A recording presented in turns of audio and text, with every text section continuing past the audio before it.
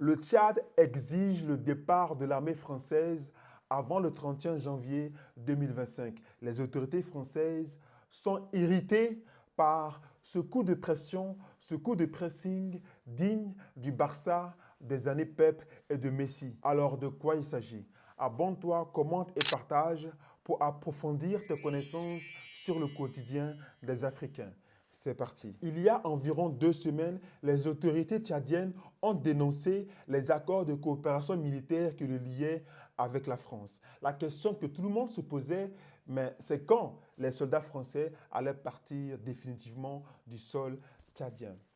Selon les médias français, des sources proches du gouvernement français indiquent que Paris a reçu une demande des autorités tchadiennes exigeant le départ des soldats français de leur sol avant le 31 janvier 2025. Je cite, 7 semaines seulement pour désengager 1 000 soldats et beaucoup de matériel, cela relève de l'impossible, indiquent des militaires français de haut rang pour qui cette injonction n'est qu'un coup de pression de la frange dure du premier siècle du pouvoir tchadien.